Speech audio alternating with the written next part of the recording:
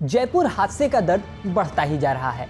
हादसे में retire IAS अफसर करणी सिंह राठौर गायब हो गए थे। उनके लापता होने की खबर से सरकारी विभागों में सन्नाटा छा गया था। राठौर श्री गंगानगर और अजमेर में प्रो पीपल कलेक्टर के तौर पर चर्चा में रहे थे। वो अजमेर डिस्कॉम के एमडी और जयपुर नगर परिषद के आयुक्त भी रह चुके थे। उनके गायब होने से कई सरकारी अफसर भी एक्टिव हो गए। जयपुर हादसे में उनको ढूंढने की शुरुआत हो गई। घर वाले यहाँ वहाँ जहाँ तहाँ उन्हें ढूंढते रहे। शवों को देखकर भी उनकी पहचान नहीं हो पा रही थी, ना ही घायलों में वो कहीं मिल रहे थे। सब जगह ढूंढकर जब घर वाले परेशान हो गए तो परिजनों ने शवों के डीएनए सैंपल मैचिंग का फैसला किया। जब शवों के डीएनए सैंपल से मैचिंग कराई गई तो आंसुओं का सैलाब उमड़ पड़ा। एक शव का डीएनए राठौर की बेटियों से मैच हो गया। जिन शवों की पहचान नहीं हो सकती थी उन्हीं में से एक शव रिटायर आईएएस अफसर करणी सिंह राठौर का था। वहीं यह भी पता चला है कि 2 शव पोटलियों में लाए गए थे। वो दोनों पोटलियों के शव एक ही शख्स के निकले। डीएनए सैंपल मैचिंग से ये बात भी सामने आई है।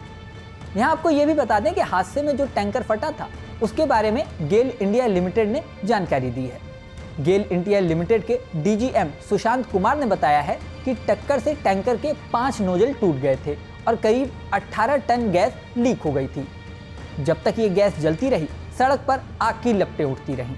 यही नहीं, हादसे का धमाका करीब 10 किलोमीटर दूर तक सुनाई दिया था। इसके अलावा मौके पर 3 मिनट 23 सेकंड तक धुआं और आग उठता रहा। अब ये दावा सामने आ रहा है कि जिस कट पर हादसा हुआ वहां पुलिस वाले भी अवैध वसूली करते थे।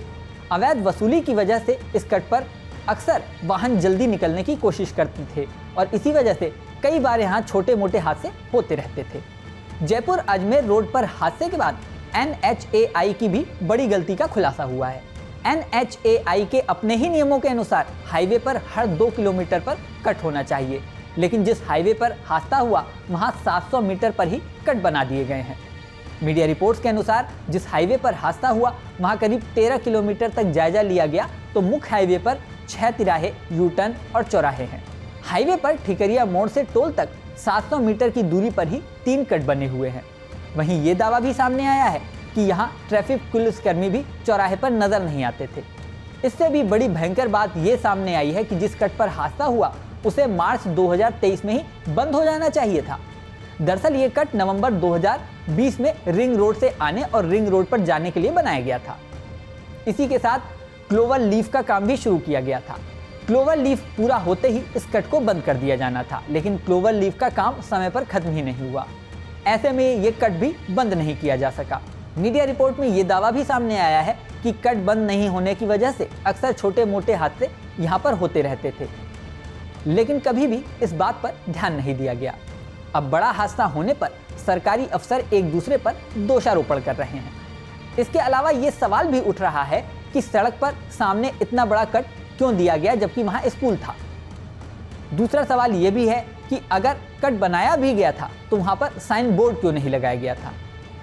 इतने इंपॉर्टेंट कट पर ट्रैफिक लाइटें खराब थी, इस बात पर भी ध्यान नहीं दिया गया। स्कूल के सामने कट बनाया गया तो सड़क पर दोनों तरफ स्पीड ब्रेकर भी लगाए जाने चाहिए थे। अगर स्पीड ब्रेकर लगा होता तो इतना बड़ा हादसा न होता। दावा तो ये भी किया जा रहा है कि इसी रोड से राजस्थान के डिप्टी सीएम भी विधानसभा तक जाते हैं, क्योंकि उनकी घर से विधानसभा का रास्ता यहीं से है और वो खुद कई बार जाम में फंस चुके हैं, लेकिन इसके बाद भी रोड पर व्यवस्थाएं नहीं सुधर पाई। जयपुर हादसे के बाद जयपुर हाई कोर्ट ने भी मामले पर सवाल किया है और पूछा है कि लापरवाही दोषी अफसरों के खिलाफ भी कार्रवाई क्यों नहीं होनी चाहिए। अब सरकारी महकमे बेशक से कुछ भी कहते रहें, कार्रवाई कुछ भी होती रहे, लेकिन जिन पीड़ितों के आंसू बह रहे हैं वो आंसू कैसे रुकेंगे, उनका दर्द कैसे खत्म होगा, इसका जवाब किसी के पास नहीं है। इस हादसे ने लोगों को जो दर्द दिया है वो अब कभी नहीं भर सकता। ये बात जितनी ही दुखद है उतनी ही दर्दनाक भी। इस वीडियो में फिलहाल इतना ही।